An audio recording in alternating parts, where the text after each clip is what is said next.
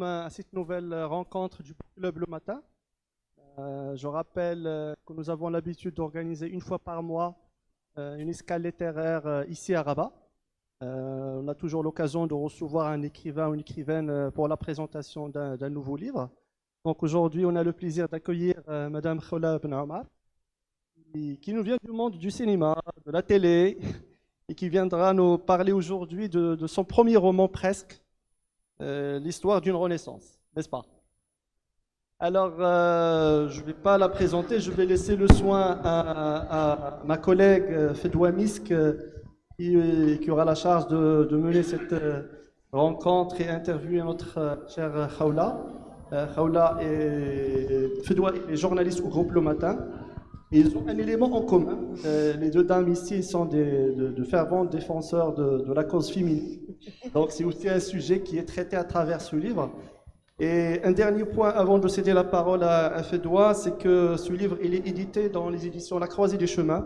Donc je ne peux pas ne pas saisir l'occasion pour rendre hommage à Al-Qadr Ternani, qui est un grand monsieur qui a donné beaucoup de choses au monde du livre et de la littérature au Maroc. Donc c'est aussi l'occasion de lui rendre hommage au Allah yarhamou au Fannar Hada.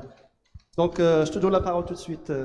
Merci beaucoup, cher Ali. Merci à tous et à toutes d'être venus nombreux pour cette escale littéraire. Nous sommes ravis dans le groupe Le Matin d'organiser cette rencontre qui est devenue rituelle et qui est devenue un vrai moment de partage, d'échange et de plaisir, en tout cas pour nous. Et nous tenons à chaque fois de vous présenter des auteurs que vous risquez d'adorer. On choisit bien nos auteurs. Et aujourd'hui, on a une chance de recevoir une primo-romancière, mais qui est aussi réalisatrice et qui est une grande militante de la cause féminine et féministe au Maroc et qui est vraiment au premier rang des changements qui se profilent pour les droits des femmes. Je reçois donc Khoula Asbab Ben Omar pour son premier roman, presque, qui est presque son premier roman, qui est un premier roman qui a failli être un film de cinéma et puis qui a fini peut-être par l'être, on va le savoir un peu plus tard. Donc, pour commencer un petit peu et faire un petit pitch, c'est l'histoire d'une femme, c'est l'histoire d'Ito qui va prendre l'avion pour une destination qu'on va pas connaître. Mais ce qui est certain, c'est qu'au cours de ce voyage et à la fin de ce périple, elle va être à la rencontre d'elle-même. Et c'est ça qui est au centre de ce roman, si j'ai bien compris. Tout à fait. Et je m'arrête là. Bonsoir, c'est un plaisir d'être parmi vous. Merci d'être là. J'espère qu'on va passer un bon moment. Très heureuse de participer à cette rencontre. Et moi aussi, je voudrais rendre hommage à Monsieur Abdel Ternani. Ça fait pas très longtemps qu'il est parti. Et voilà, Allah yarhamou yusali. Allah yarhamou yusali. Alors, comme on a dit, c'est l'histoire d'une dame qui va partir en voyage et durant ce voyage, elle va rentrer en discussion avec des voisins de siège et elle va revisiter toutes les étapes de sa vie. Elle va remettre en question son existence, ses choix de vie. Déjà, pourquoi le voyage? Qu'est-ce qu'il représente pour Ito? Qu'est-ce qu'il représente pour toi? Alors, c'est très marrant parce que le voyage, peut-être que quelque part, maintenant, quelques années après avoir écrit ce récit, j'ai l'impression que c'est parti de cette idée que disent les mères, les femmes, plus ça va, plus j'ai l'impression que c'est venu de ça. En fait, c'est une femme qui à un moment de sa vie est en pleine dépression, donc elle vit un moment très compliqué dans sa vie, on ne sait pas pourquoi. Et elle décide de tout quitter, de partir, de s'éloigner, de prendre de la hauteur, de mettre de la distance entre elle et sa vie. On a l'impression qu'elle est en train de s'enfuir, on ne sait pas trop pourquoi. Et ce voyage devient un voyage de vie, devient un retour sur sa vie passée, sur ses choix, sur ses non-choix, sur ses décisions, sur la vie qu'elle a eue. Est-ce qu'elle était responsable de cette vie ou pas? Est-ce qu'elle a subi cette vie et pourquoi? Alors, lors de la lecture, de bout en bout, on sent que la vie d'Ito est la vie de pratiquement toutes les femmes, de beaucoup de femmes en tout cas. Une vie plutôt banale finalement, pas très palpitante. Est-ce que Ito regrette cette vie-là? Est-ce qu'elle regrette cette vie? Je ne sais pas, et c'est pas intéressant de savoir. Je pense que le plus intéressant à savoir, c'est est-ce qu'elle assume cette vie? Est-ce qu'elle assume le fait qu'elle est responsable, qu'elle a une responsabilité par rapport à cette vie? Justement, l'idée que c'est pas une vie palpitante, en fait, l'idée, c'était de raconter les détails de notre société, de ce qu'on vit au quotidien et qu'on ne voit pas. Ces petits détails qui font que avec ce cumul, on arrive à changer de chemin sans se rendre compte. Ce n'est pas que l'histoire d'Ito, c'est aussi l'histoire d'une société, c'est les rapports humains, c'est les rapports avec les amis, c'est les rapports avec la famille, avec les enfants, le mari. C'est tous ces petits détails qui font que on normalise certaines choses, certains gestes, certaines attitudes, au point de ne plus se rendre compte que c'est pas ce qu'on veut. Et Ito n'est qu'un prétexte dans tout ça. En fait, elle s'est laissée porter par des non-choix pour arriver un jour à se rendre compte que, au fait, elle est passée à côté de sa vie. Alors justement, passer à côté de sa vie, ça suggère qu'on aurait voulu être un artiste, qu'on aurait voulu être autre chose. Alors justement, qu'est-ce que Ito aurait aimé faire si elle pouvait refaire sa vie justement, ou la redémarrer dès le début, parce que on sent du regret tout au long du récit, les choses comme tu as dit qu'elle a choisi de faire ou qu'elle n'a pas osé faire au bon moment. Finalement, est-ce qu'il y a quelque chose qui manque réellement pour qu'elle ne vive pas une vie presque Mais déjà, parfaite? c'est justement, ça s'appelle presque parce qu'elle a presque vécu sa vie. En fait, au long de sa vie, elle a voulu rentrer dans toutes les cases. Elle a voulu faire plaisir à tout le monde. Elle a voulu être la femme parfaite, la mère parfaite, la fille parfaite. Elle a voulu être professionnellement être au top. Et elle s'est engagée comme ça dans des chemins. Je pense que ce qu'elle aurait voulu, c'est se rendre compte qu'elle était en train de prendre des décisions à chaque fois. C'est-à-dire qu'elle s'est laissée emporter par des décisions des autres, par les normes de la société, par ce qu'on attendait d'elle, par le fait, elle sait même pas, c'est-à-dire qu'elle sait même pas si elle voulait avoir des enfants ou pas, si elle voulait en avoir autant ou pas. Elle est consciente du fait que elle vivait le grand amour, qu'elle a vécu le grand amour, mais le reste, je pense qu'à trop vouloir rentrer dans toutes les cases, on s'oublie et elle s'est oubliée. Alors peut-être que en étant consciente de ses choix, elle aurait fait exactement les mêmes choix, mais au moins elle aurait su que ça lui fait plaisir, qu'elle veut le faire. Là, elle est arrivée à un stade de sa vie où elle se pose la question, est-ce que c'est ce qu'elle voulait faire ou pas? Est-ce que, et surtout avec le résultat final de tout ça. Alors, dans ce livre, bien sûr, Ito a vécu le grand amour, ça c'est certain, mais son mari n'était pas forcément à l'image de la perfection non plus. Donc elle fait le compte de ses erreurs à elle, mais à lui également.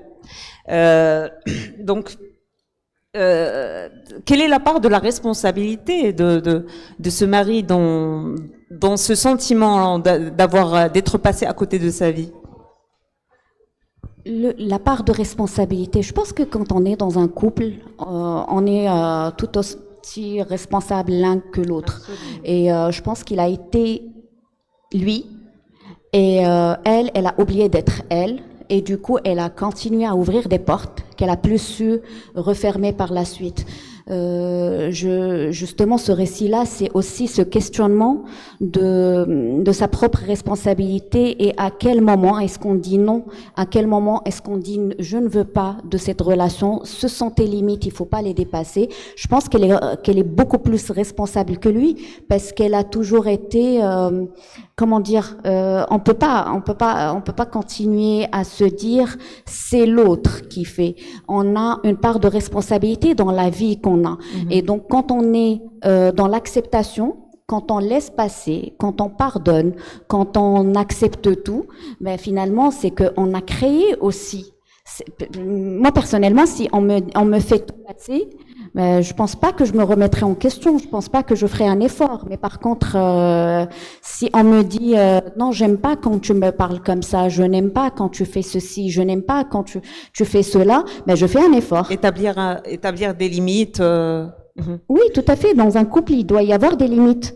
Et c'est la responsabilité des uns et des autres d'avoir des limites.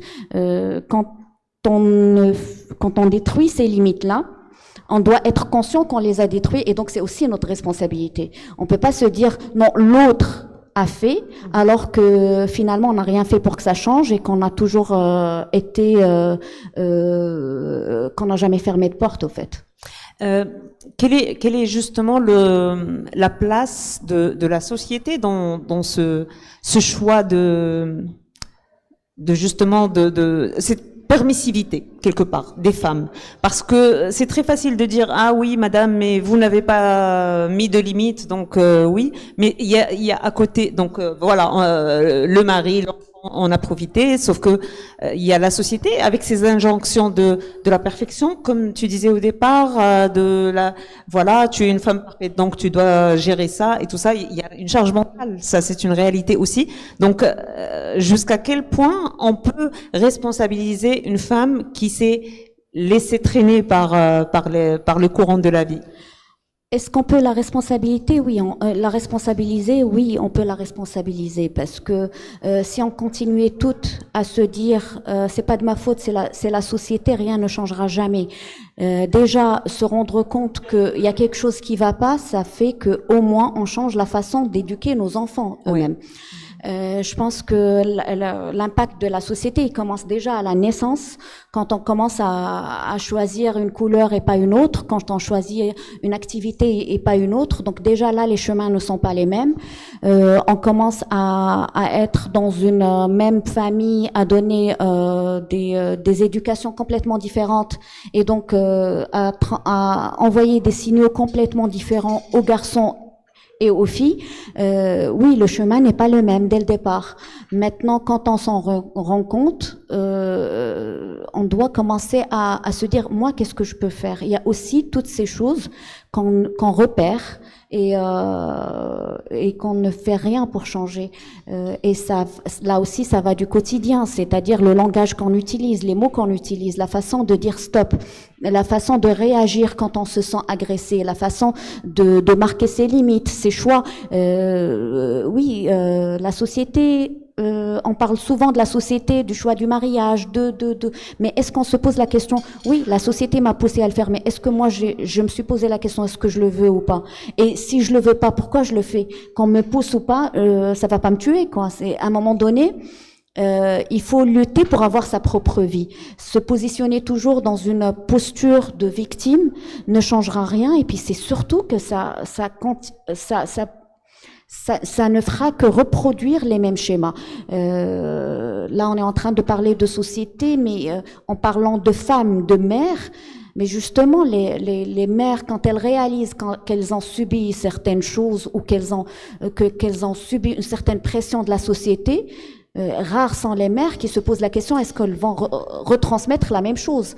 Et donc là, quelque part, une grande partie d'elles reproduisent, on parle pas des pères, mais des mères qui reproduisent la même chose, qui chouchoutent leurs garçons, qui s'attendent à ce que leur fille soit impeccable et qui la préparent à un certain rôle dans la société. Donc quelque part, il s'agit pas que d'individus, mais aussi de notre rôle dans cette société, et que quand on se rend compte que quelque chose tourne mal, à un moment donné, il faut essayer de la redresser, ne serait-ce qu'avec sa propre progéniture. Mhm.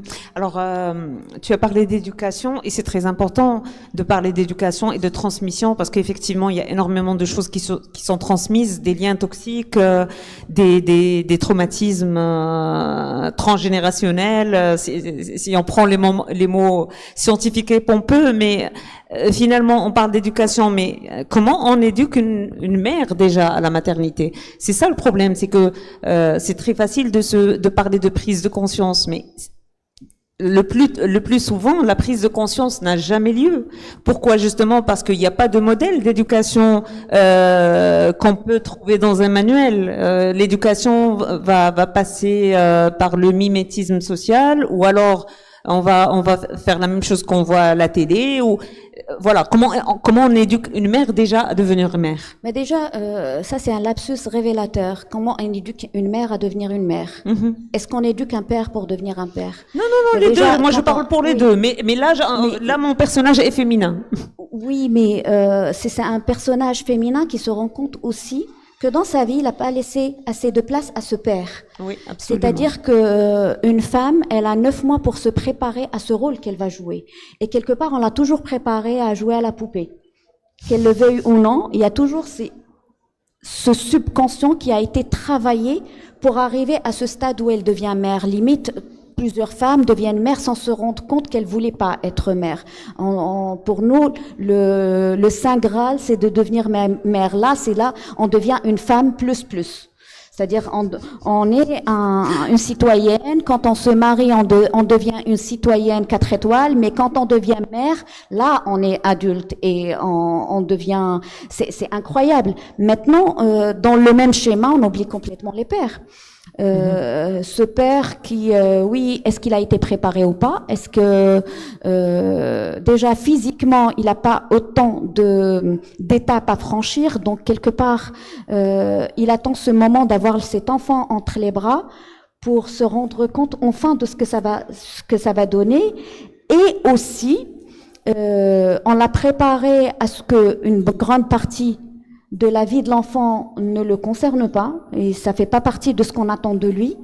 On l'a préparé à certains rôles et pas d'autres et quelque part on l'a handicapé. On l'a amputé. On l'a amputé de son rôle de père, mais de son rôle aussi d'être humain. Pour les hommes, j'ai l'impression que c'est encore plus grave. Parce que dès l'enfance, on s'attend, et en plus c'est un rôle qui est chargé de connotations, de virilité, de position de force.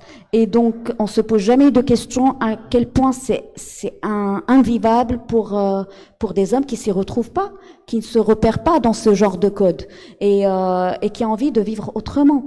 J'en parle à un moment donné de cette sommation de Konrajl qui départ, oui. qui revient, mais de façon tellement agressive qu'à un moment donné, le garçon devient impacté et son caractère change petit à petit dans cette société qui le somme de devenir de plus en plus viril, qui le somme d'oublier une bonne partie de son caractère, qui le somme de ne pas ressentir, de ne pas montrer ses sentiments, de ne pas pleurer, de ne pas être tendre, de ne pas montrer qu'il a de l'humanisme, parce qu'on relie cet humanisme à la sensibilité et la fragilité et le fait d'être incomplet autant qu'homme. Et donc, on attend de lui de ne pas rentrer dans ce circuit d'éducation. On s'attend à ce qu'il fasse ceci et pas cela, même si peut-être qu'il serait plus à l'aise dans ceci et pas cela.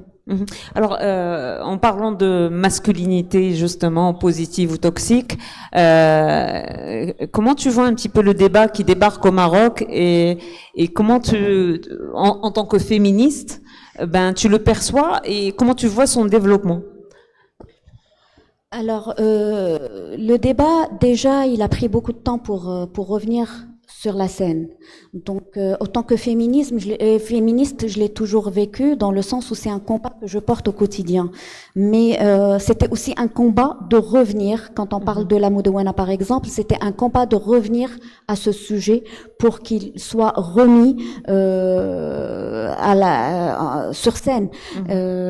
Il faut dire que à se poser la question, est-ce qu'on aurait lancé ce chantier s'il n'y avait pas eu un discours royal, s'il n'y avait pas eu une lettre royale des mois après le discours royal. Donc, ça montre à quel point, quand ça touche à la famille, quand ça touche à la position de l'homme, de la femme, de l'enfant, on a du mal. Alors que c'est ce qui handicape le plus notre société, parce que ces rapports ont été installés dès le départ de façon un peu boiteuse. Et on a mis, bon, la première Moudawana, c'était déjà une consécration en soi, mais elle n'était pas complète. Elle comportait beaucoup de dysfonctionnements, de failles, et on a mis quand même 20 ans pour relancer le débat. Et même là, quand on voit comment c'est pris dans le... Je ne parle pas de gens de la politique ou de la société civile ou des gens qui sont au courant de la culture ou des gens qui sont intéressés par comment c'est pris à l'extérieur, comment c'est pris par le public, par le grand sur public. les réseaux sociaux. Là, on se dit, il y a un problème, il y a un décalage, parce qu'on a l'impression que c'est devenu une guerre, alors que ça l'est pas. Alors justement, on en a parlé dans l'émission.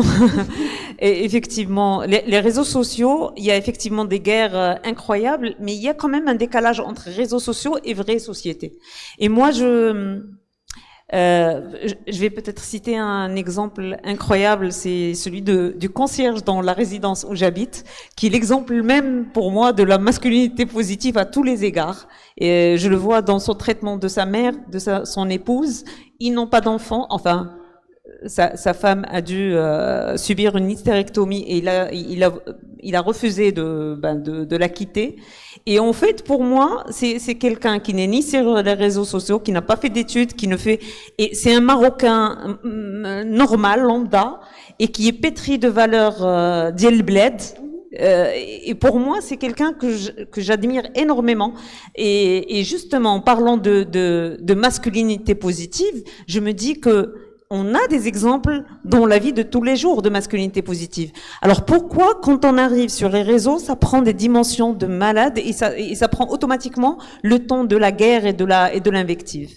Parce que tout prend un temps démesuré sur les réseaux sociaux. C'est pas que ce sujet-là, c'est tous les sujets.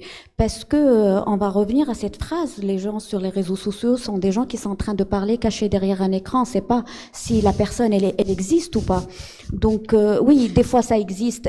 C'est des êtres humains qui existent et qui sont en train de dire ce qu'ils pensent réellement. C'est plus facile, donc ils mettent un peu plus de rage dedans parce que c'est plus facile d'enlever les contours et quand on est d'exorciser tout quand personne ne sait qui on est. Et puis des fois c'est manipulé, des fois c'est instrumentalisé, des fois c'est pas pour rien qu'on parle de meute, qu'on parle d'armée, qu'on parle parce que c'est devenu et ce n'est pas qu'au Maroc, ce n'est pas que dans notre société, c'est partout dans le monde. Les réseaux sociaux sont devenus une arme et en général elle est instrumentalisée et là pour ce sujet ça devient beaucoup plus intéressant. Parce que ça permet de mettre une partie de la société contre l'autre partie et puis surtout d'aller plus facilement sur des stéréotypes et de choquer tout le monde. Et donc c'est pour ça que ça prend cette ampleur, alors que finalement les gens, quand on voit les messages qui reviennent, on a l'impression que quand on parle de Moudawana, on parle de divorce. Absolument. C'est ce qui ressort en tout cas. Il n'y a que le divorce dans la Moudawana. Oui, alors parce que c'est le sujet le plus qui stimule le plus les conflits. Le plus sexy. Et Oui. En fait, c'est le plus attirant. on En fait. en avait parlé dans l'émission, il y avait tous les gags. Des fois, moi, ces gags que je vois, limite, c'est drôle. Je me dis, mais c'est incroyable, cette créativité derrière. Oui, mais ça marche. Ça marche parce que ça bloque.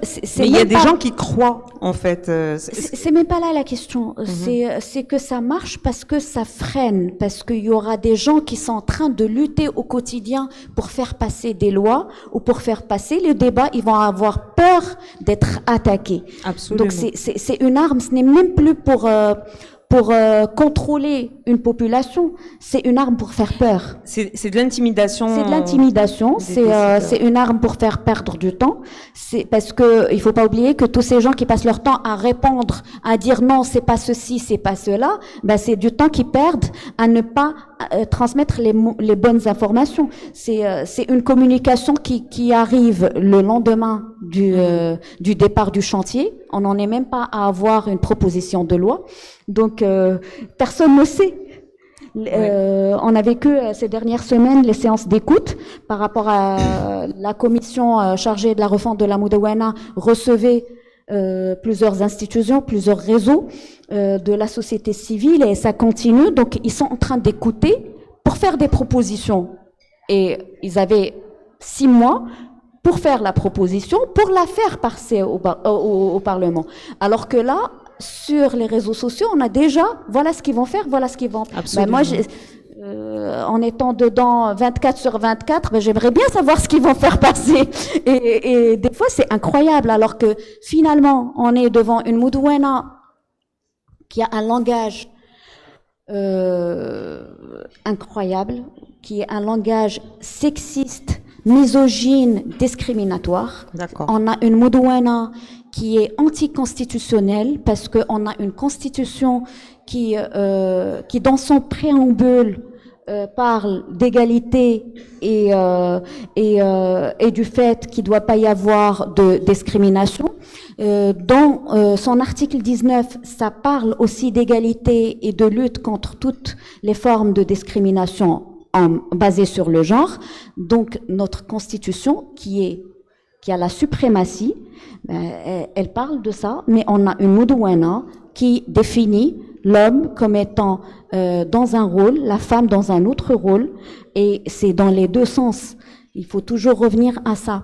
Moi, je ne comprends pas qu'en 2023, on arrive à interdire à des hommes de voir leurs enfants parce qu'ils ont divorcé et leur donner le droit de visite 1 heure par semaine.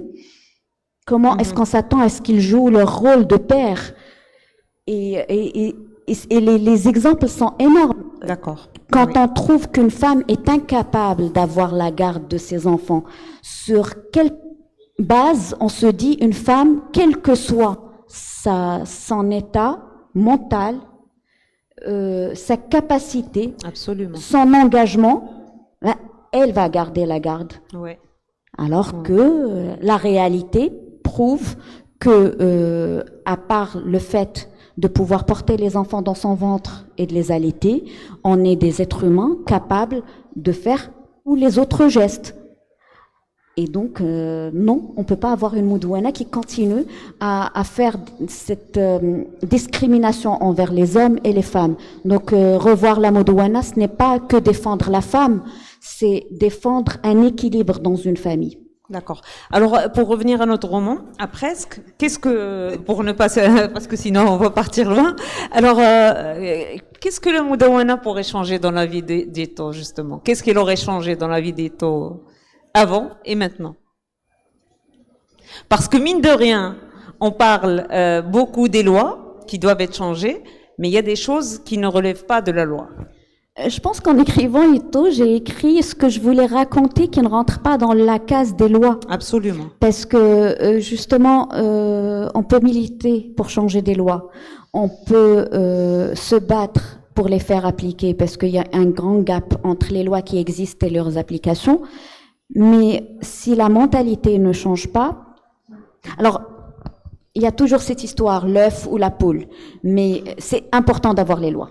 Bien sûr. C'est la première étape. La société peut changer par la suite parce que quand on met des freins, quand on sécurise, quand on met la ceinture de sécurité, on peut plus.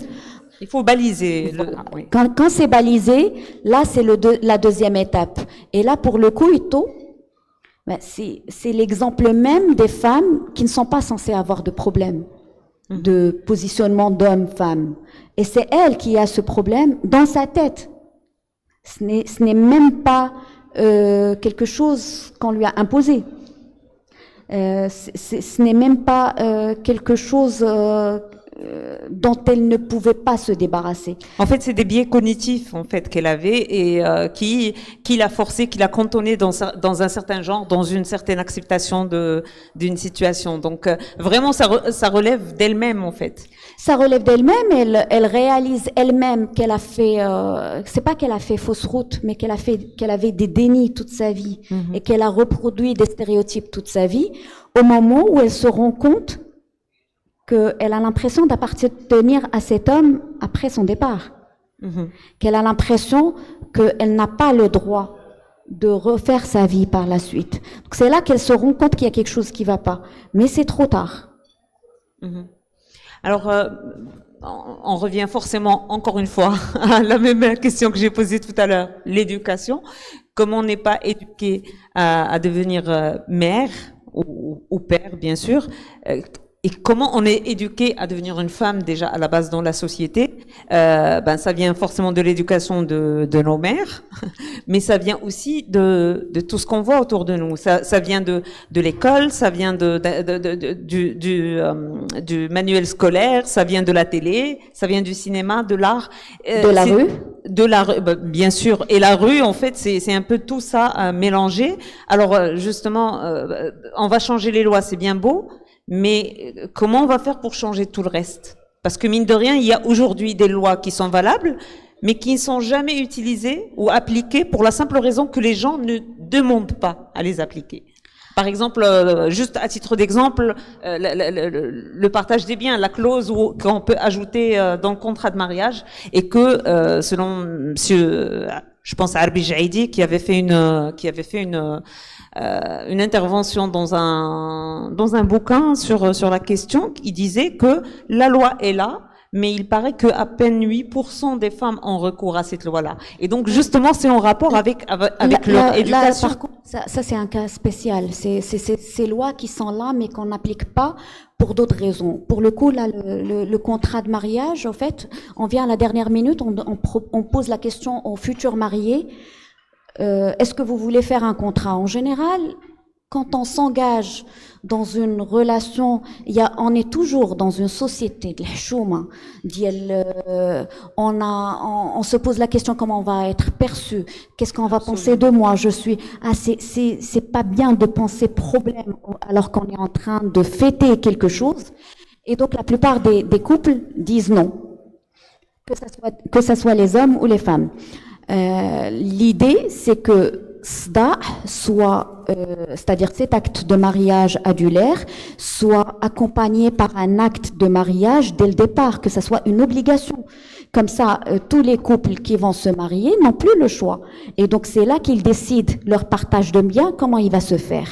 Ce qui m'appartient, homme ou femme, avant le mariage, qu'est-ce qu'on en fait? Il fait partie de cette famille par la suite. Et si on se sépare ou qu'il y a décès, ça fait partie du patrimoine de la famille. Ou alors, ce qui m'appartient avant est à moi, ce qui appartient à toi est à toi, et ce qu'on fait ensemble est à nous. C'est des questions toutes simples et ça n'a rien à voir, là pour le coup, ça n'a absolument rien à voir avec la religion. C'est deux personnes qui décident de faire leur vie ensemble.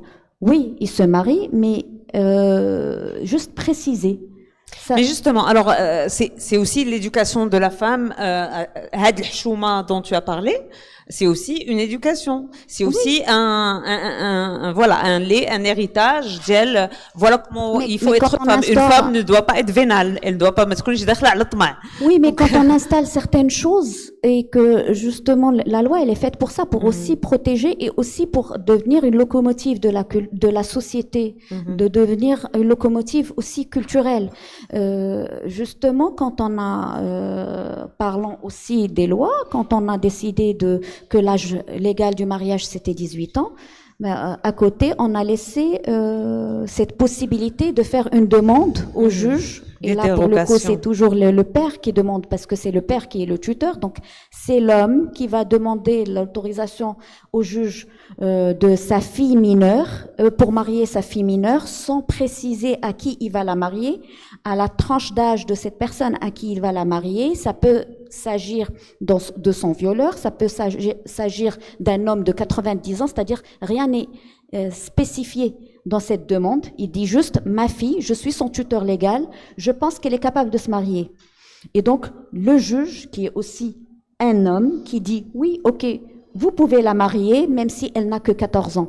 Et c'est ce qui fait que même si on avait une loi qui disait âge légal de mariage, c'est à partir d'un certain âge, cette possibilité a permis d'augmenter les taux de mariage pas de zawaj, mais de zouij, parce que là, pour le coup, on peut pas parler de mariage de mineurs dans notre pays, et du coup, ça a grimpé en flèche.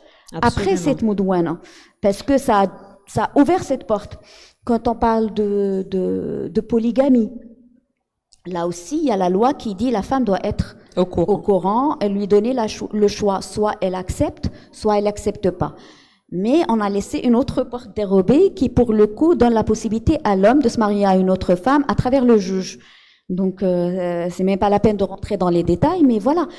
Mais justement, ça revient à la même chose. L'éducation, comment lutter les lois, l'éducation, l'école. Tous les petits détails qui se passent à l'école sont très importants. Et quand on a une loi, leur application, croyez-moi, quand on arrive là dernièrement à une phase où quand un père ne paye pas la pension, il peut être incarcéré en 24 heures, ben, croyez-moi, ça change tout. C'est-à-dire qu'il ne suffit pas d'avoir des textes, mais d'avoir les mécanismes pour les appliquer. Et d'avoir des textes qui sont valables pour tous les cas de figure. Quand on a un arsenal juridique qui est imposant, ça marche. Déjà, ça enlève une certaine partie. Quand on a une école qui suit, là, ça enlève une autre partie. Et puis, on arrive à cette phase de sensibilisation, de cette phase culturelle, où l'intellectuel, l'artiste doivent jouer son rôle aussi. Parce qu'il ne s'agit pas que de baliser, il s'agit aussi de transformer certains réflexes. Une grande partie de notre culture vient de notre langage. On se pose jamais la question des mots qu'on utilise. Et justement, j'en parle à un moment donné de cette éducation qu'Aito a donnée à ses enfants en faisant attention aux moindres petits mots. Parce que d'un mot à un autre, on laisse passer une vingtaine de messages. Et donc, quand on ne fait pas attention, on peut se retrouver facilement à utiliser des mots qui sont très négatifs et à pousser une société à se comporter d'une façon et pas d'une autre.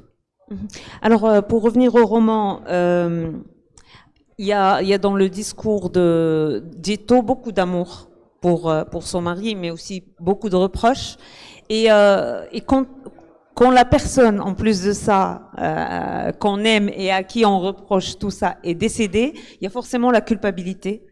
Et comment tu as fait pour faire que Ito, malgré la culpabilité, prenne amplement conscience de sa situation?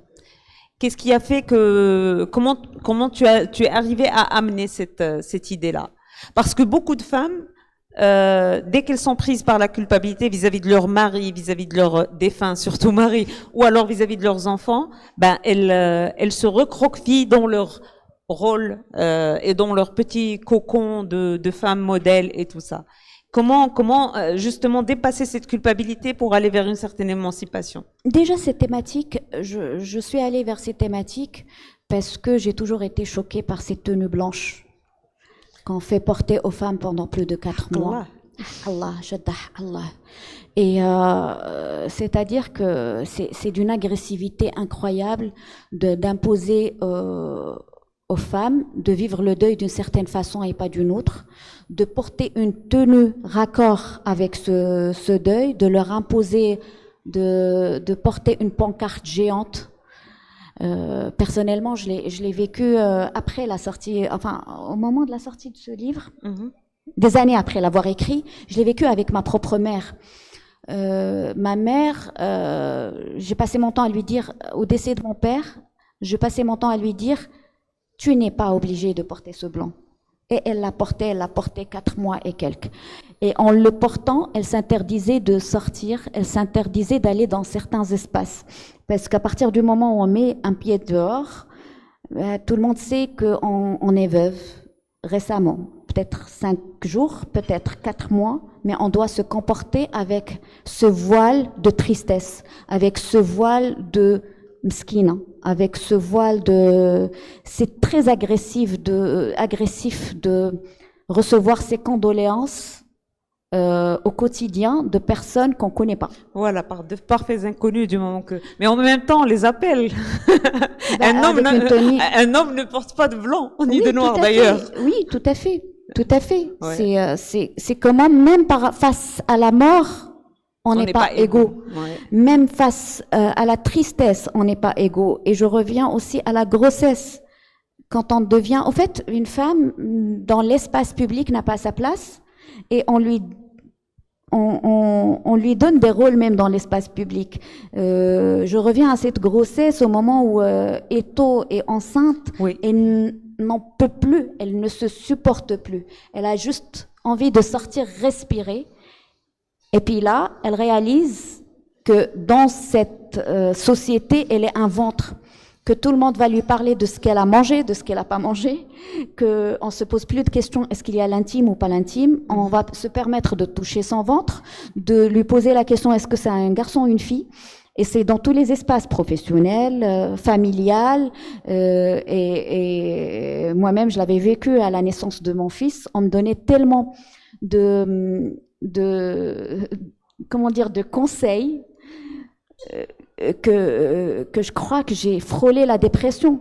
Et ça a duré quelques jours, parce que j'avais l'impression de faire partie, c'est-à-dire qu'on pouvait me mettre là, devant toute la famille, et parler, et tout y passe.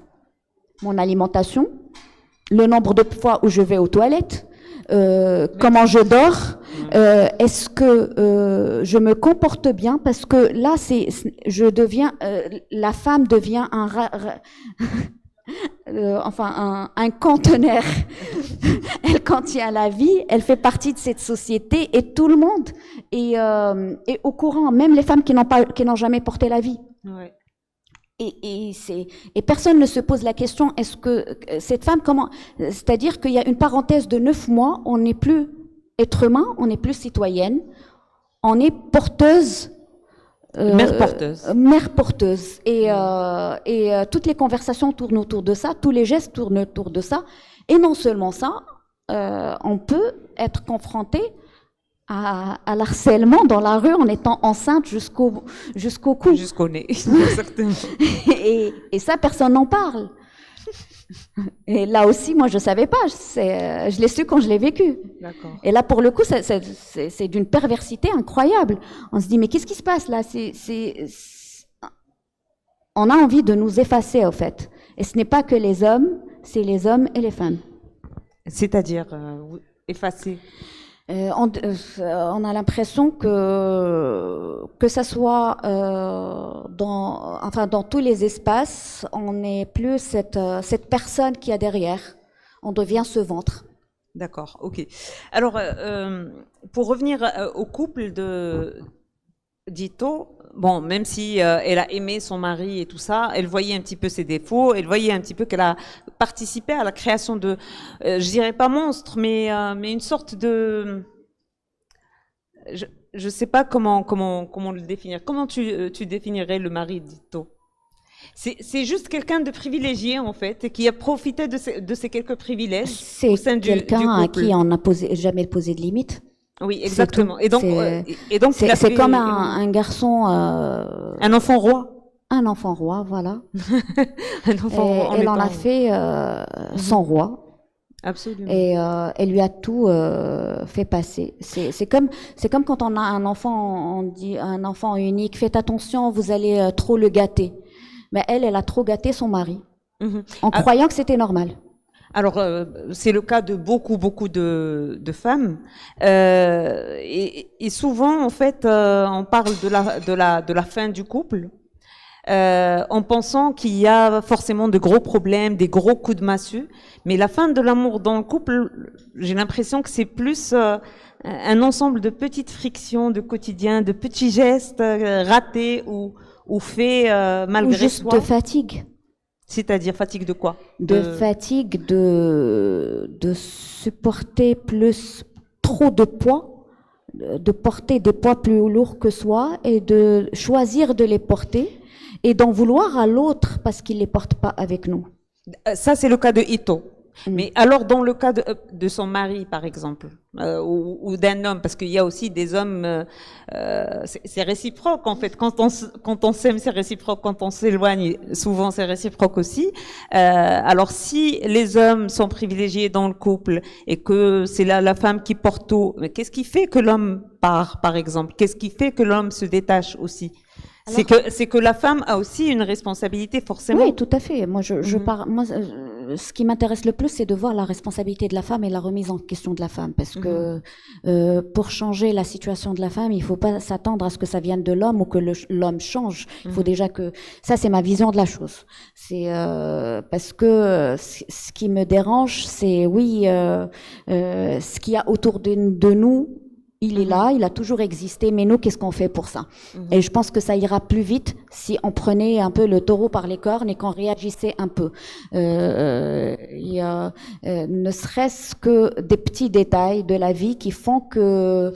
Ramasser ses chaussettes, par exemple. Ramasser ses chaussettes, ne pas sursauter pour faire quelque chose alors qu'il y a une personne à côté qui aurait pu la faire aussi. C'est-à-dire, en fait, céder un petit peu parce qu'effectivement, cette question des femmes... se donner soi-même un rôle, des responsabilités, partir du principe. Grand nombre de femmes, quand on leur parle, elles se disent « Non, je fais parce qu'il ne sait pas faire ». Alors que, oui, peut-être que dans la famille où il a grandi, il ne savait pas faire. Mais depuis le temps que vous êtes mariés, si tu faisais pas autant, peut-être qu'il aurait appris.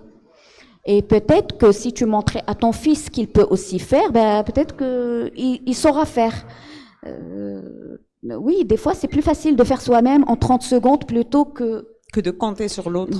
Ou de dire. Justement, c'est ce qui m'intéressait le plus. Je ne suis pas en train de dire que tous les hommes sont ceci ou toutes les femmes sont cela. Je suis juste en train de dire c'est intéressant aussi de voir comment nous-mêmes, on se met dans des situations incroyables. En fait, on alimente la charge mentale dont on se plaint. Oui, parce que c'est pour ça qu'Ito, c'est une femme qui a réussi dans la vie, c'est une femme qui a eu une certaine éducation, c'est une femme qui, de l'extérieur, paraît parfaitement à l'aise avec tout ça, alors que finalement, elle reproduit les mêmes choses. Parce que les femmes ne vivent ce qu'elles vivent, et c'est pas parce que elles sont d'un certain milieu social ou d'une certaine éducation, c'est aussi leur capacité à reproduire les mêmes choses et à les accepter. Donc c'était pour moi très intéressant. Pour le coup là, c'est pour Ito. Ito, pour moi, c'était intéressant de voir ce petit côté-là de cette femme qui reproduit les mêmes schémas et qui s'attend à une réaction différente. C'est cette femme qui a exactement la même carrière de son mari, mais qui le culpabilise parce qu'elle a l'impression que son travail est plus important que le travail de son mari est plus important que son travail à elle. Alors qu'on est en train de parler de profession. Quand elle travaille, c'est un travail. Elle n'est pas en train de passer du bon temps. Mais elle a l'impression qu'elle doit se justifier un peu plus. Quand elle a des enfants, elle part du principe principe que c'est à elle de faire ceci et pas cela. Et donc, c'est pour ça que c'était intéressant de voir l'échange qu'elle a avec ses amis, parce que ses amis, là, pour le coup, c'est pas les mêmes profils. On a là des profils complètement différents les unes des autres, pour aussi dire que les femmes ne sont pas toutes pareilles et les hommes ne sont pas tous pareils. Tout à fait, tout à fait. Alors, le couple au Maroc, cette fois-ci, je pose la question, bon, à Khawla, l'écrivaine, la militante et tout ça. Le couple au Maroc est en train de se transformer. Tout à l'heure, c'est Rachid Boufous, ami écrivain présent derrière là, nous a donné des chiffres sur le divorce en disant qu'il y a plus de divorces chaque année depuis le Covid et tout ça, et que ça prend des dimensions démesurées, effrayantes même. Alors, cette transformation du couple marocain, est-ce que elle est tangible, elle est réelle, à part sur le plan du nombre? Est-ce que il y a une transformation, et dans quel sens déjà? La transformation, c'est une transformation de société déjà pour commencer, et c'est une transformation mondiale. Ce n'est pas qu'au Maroc, mais au Maroc, il y a aussi d'autres facteurs qui jouent. Il y a moins de préparation. Il y a plus de facilité, c'est-à-dire qu'on a l'impression de plus en plus que les gens vont vers le mariage comme s'il s'agissait d'une chose banale. On se pose pas la question. On se dit on verra. On se marie et on verra. Là, pour le coup, il n'y a pas de souci. C'est deux adultes consentants qui se marient, qui vont essayer une vie maritale, et peut-être que ça va pas marcher, ils vont se séparer, ou peut-être que ça va marcher pendant des décennies. Mais là, quand on engage une autre génération, on se pose pas de questions sur la progéniture, sur est-ce que on était en train justement d'en parler, j'en parle aussi sur Presque. C'est quand même incroyable que l'être humain ne s'est jamais posé de questions par rapport au rôle qu'on joue de la société, et pas n'importe lequel, la paternité et la maternité. Pour être ingénieur, il faut avoir un diplôme d'ingénieur. Pour être médecin, il faut avoir un diplôme de médecin. Il n'y a pas plus compliqué que d'être pilote. Mais on peut faire une dizaine d'enfants sans qu'on se pose de questions et sans qu'il y ait de répercussions. Et on relie toujours ça à un côté financier. Alors que cette progéniture, c'est la société de demain, et quand la moindre des choses, c'est de creuser dans ce côté-là. Est-ce qu'on prépare? Je me rappelle que moi, j'ai fait partie de l'école publique, et qu'à un moment donné, ils ont fait un tarbiya niswiya. Je ne sais pas si vous avez connu ça. Khiyata ou tiab. Mais il y avait aussi une matière sur Tawaloud et sur les bébés. C'était très intéressant parce que moi, j'ai eu la chance d'être dans une école où c'était obligatoirement mixte. Sur d'autres écoles, c'était une matière pour les filles, et pour les garçons, on faisait technologie. Donc, je pense que là, on a raté quelque chose. Après, il y a eu un autre gap quand on a essayé dans l'enseignement d'instaurer les écoles pour filles et les écoles pour garçons. Là, on a fractionné la société en deux. Ça a changé par la suite, mais on est en train de le payer aussi. Donc, j'ai fait un collège de filles. T'inquiète pas. C'est une horreur. Ça n'a pas fait beaucoup de dégâts. Ah non, mais pour moi, c'était une horreur.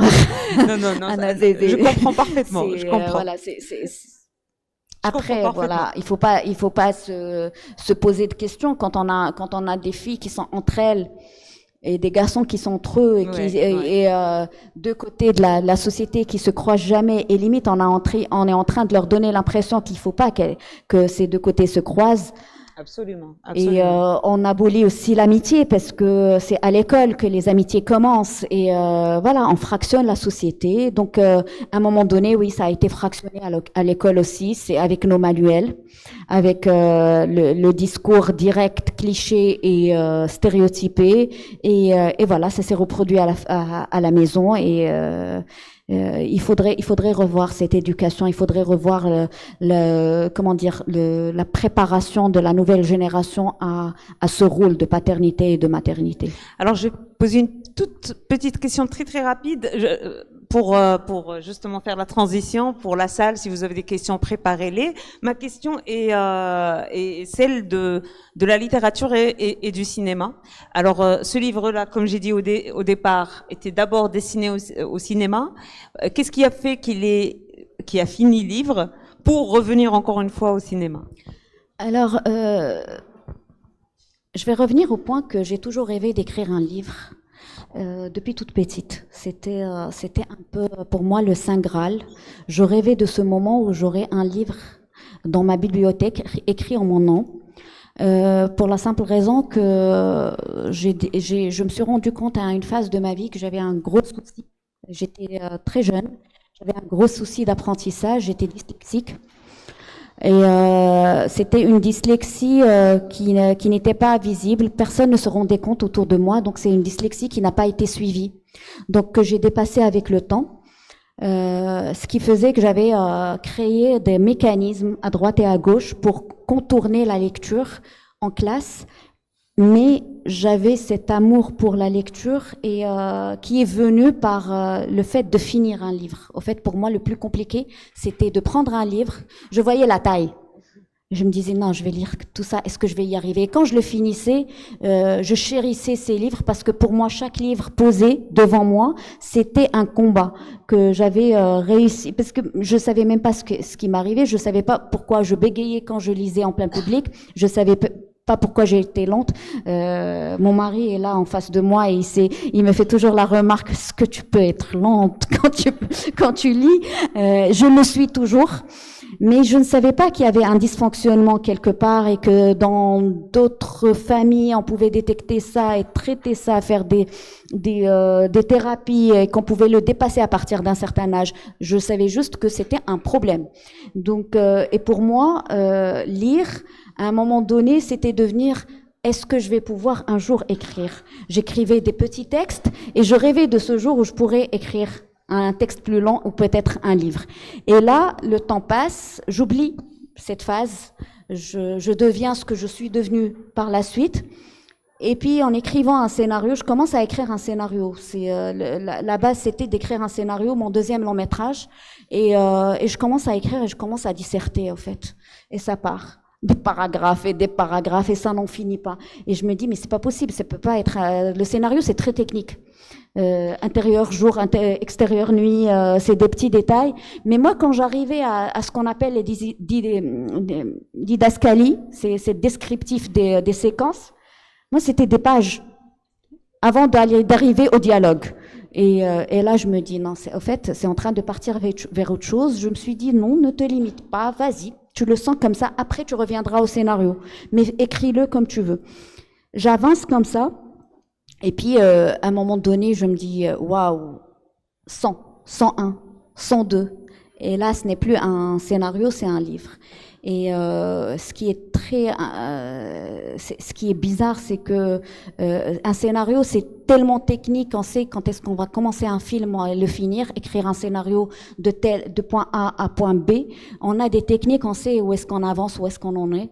Avec un livre, quand j'ai décidé que c'était fini et que je me suis rendu compte que c'était un livre quand j'ai reçu le mail d'un éditeur me disant je vais le publier. Ça prend énormément de temps et on sait pas ce qu'on a fait. On sait pas est-ce qu'on a respecté les normes ou est-ce que à partir de combien de pages ça devient. D'ailleurs, à un moment donné, je recherchais sur Google à partir de combien de pages on peut dire que c'est un livre. On sait pas. Donc surtout que moi c'est pas ma formation, c'était pas mon objectif. D'accord. Ben, merci beaucoup, Khawla, d'avoir répondu si généreusement à toutes mes questions. Mesdames et messieurs, si vous avez des questions, des commentaires, des remarques. Monsieur Rachid, merci beaucoup.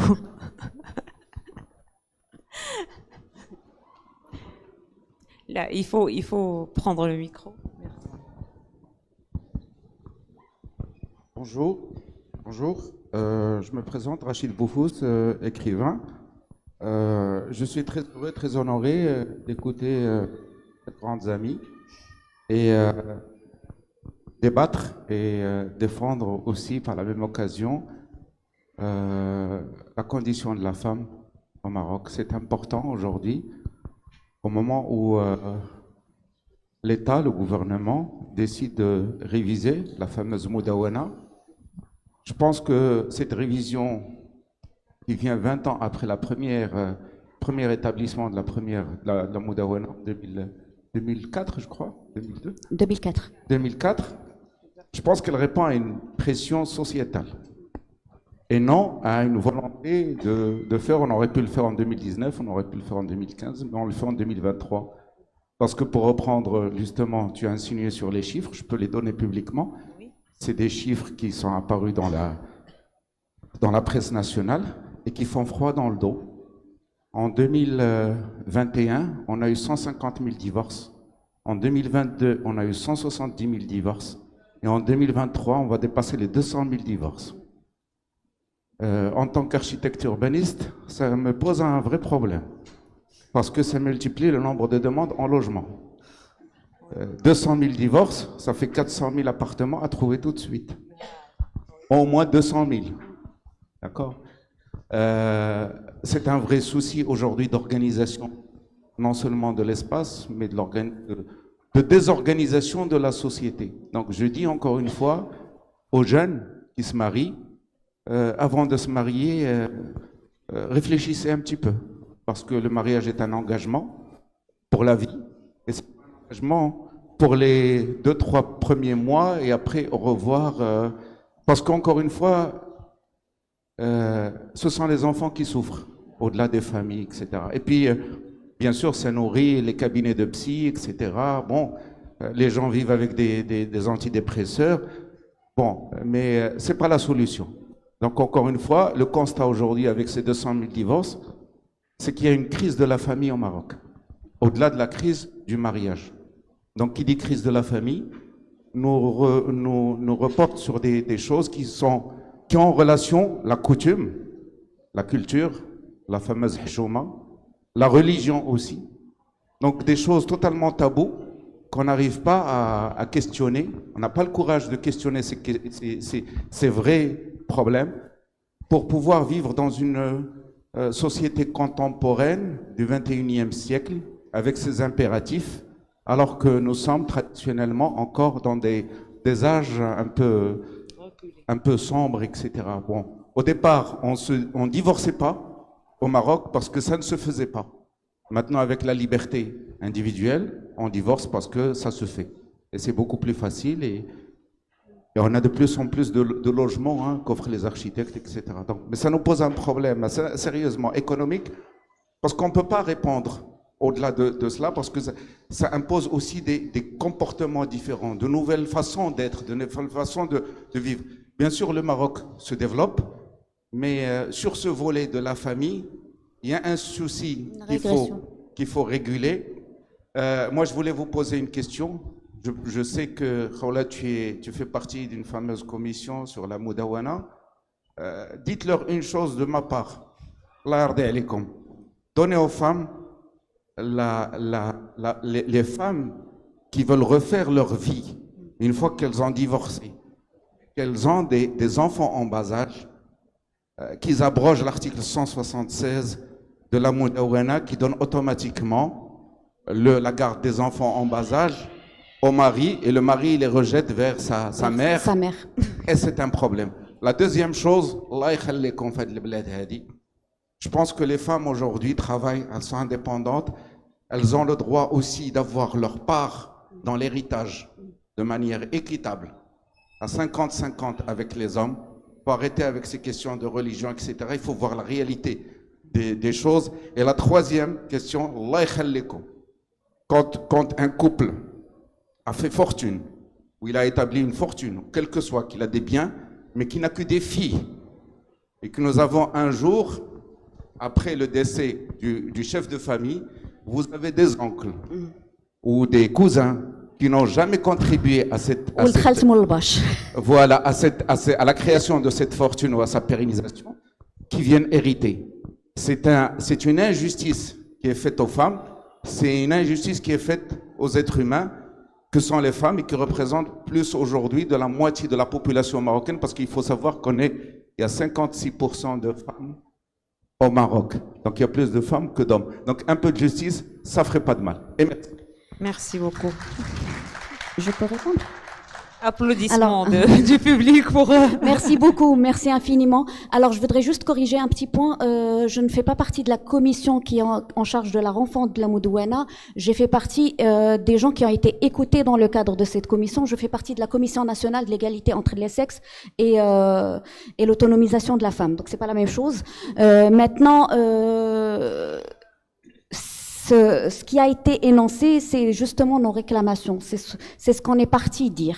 C'est qu'on est parti dire que il y a des choses qui ne vont pas, et on a énuméré, c'est-à-dire chaque réseau, chaque association a préparé son mémorandum et l'a présenté à cette commission, et justement ça en fait partie. Quand il y a cette histoire d'Yal Tsasseb qui est juste une aberration, le partage des biens, le fait que on part du... Il y a aussi un autre article qui est très dangereux, qui est l'article 400, qui revient à quand le juge n'arrive pas à trouver une solution qui se réfère au madhab al-maliki. Ce qui est bizarre, parce que il faut savoir que dans le droit marocain, il y a plusieurs niveaux de loi. La première, ce qui prime, c'est tout ce que le Maroc a ratifié comme accords internationaux. Donc ça, c'est la première chose qu'on doit respecter coûte que coûte. Deuxièmement, la Constitution. Troisièmement, on arrive aux lois. Quand on arrive à la Moudouana, on revient à cet article 400, c'est-à-dire le juge ne se réfère pas aux accords internationaux, ne se réfère pas à la Constitution, qui est suprême par rapport à la loi, qui n'a pas pu peut-être déchiffrer. Non, il va au ulama. Et ça, c'est à se poser la question. Pourquoi, quand on touche à ce genre de sujet, on arrive toujours à ces explications qui reviennent à quelqu'un qui a peut-être, qui va regarder le sujet par un certain prisme et pas d'autre. Oui, le fait qu'il y ait que des filles, et partir du principe qu'il y ait un homme de la famille, même si c'est quelqu'un que cette famille n'a jamais vu, qui vient prendre ses parts dans l'héritage, oubliant quand il s'agit de familles aisées. Parce la plupart des gens, quand ils parlent d'héritage, quand ils parlent de tout ça, ils partent du principe que tout le monde a les moyens. Revenons à ce stade, à cette partie de la société qui n'a que ce foyer familial. Et ces mères qui se retrouvent avec leurs filles, obligées de recevoir cette personne avec elle, parce qu'on a aussi ces cas là on parle plus de religion, hein, il a le droit de venir s'installer dans cette maison, même s'il n'y a pas d'acte mariage, même si il y a d'autres lois qui disent que c'est illégal. Non, ça lui appartient, c'est ses parts dans cette maison. Il peut l'obliger à vendre. Il peut lui demander de le payer. Donc de lui payer un loyer. Voilà, parce qu'elle n'a pas de garçon. Et parce que dans quelle situation est-ce qu'on met ces filles déjà, pour commencer, qui peuvent être mineures, qui peuvent être donc la moindre des choses, si on n'a pas le courage de creuser, parce que apparemment tout le monde nous dit ne touchez pas à l'héritage, c'est comme si il y a des sujets qu'on a le droit d'aborder et pas d'autres, alors que, à ce que je sache, on a le droit de parler de tout. Quand on arrive à l'application, on verra ce que ça donne, mais on a le droit de réfléchir, de poser les questions, parce que c'est à travers ces questions qu'on peut trouver des réponses. Mais on peut pas dire, parce que on revient toujours à ce point. Non, ça, khat ahmar. Qui a dit que je dois arrêter la conversation là et pas là? Non, parce que ça parle d'argent. Non, parce que ça parle de pouvoir. Et parce que certains hommes ont envie de garder ce pouvoir. Ainsi dit, si pour toi, prends en charge. Mettons des lois qui obligent les hommes à prendre en charge. Vous voulez pas toucher à l'héritage? Parlons de ces hommes qui héritent, mais qui prennent pas en charge les femmes. Quoi? Si on est parti du fait que non, au fait, il va avoir ceci parce que c'est lui qui prend en charge les femmes, on sait très bien que ça se passe pas comme ça et qu'en général, quand on arrive dans une grande marge de la société, c'est les femmes qui prennent en charge. Surtout, plus on descend, plus ça devient la femme qui prend en charge. Quand on va dans les petits patelins, c'est les femmes qui travaillent dur, mais c'est l'homme qui a le droit d'hériter de la terre. Donc, c'est un mécanisme qui est malsain dès le départ et ça commence du langage. Le langage de notre Moudouana actuel est discriminatoire. Donc déjà, il ne s'agit pas que de revoir les lois, mais aussi de revoir le langage de cette loi parce que ça prête à confusion. Et c'est à ce moment-là que la confusion devient une mauvaise interprétation, une très mauvaise application. D'accord, merci beaucoup Khaoula. Et est-ce qu'il y a d'autres questions par rapport aux commentaires, par rapport au livre, à ce qui a été dit? Une question par rapport aux lois? Sinon, voilà, on peut passer à la signature des ouvrages. C'est bon, adjugé. 1, 2, 3, adjugé. Merci beaucoup. Merci beaucoup. Merci beaucoup. Et infiniment d'être à très resté. bientôt dans le prochain invité, avec le prochain invité du Book Club. Merci beaucoup, Khaoula. Merci.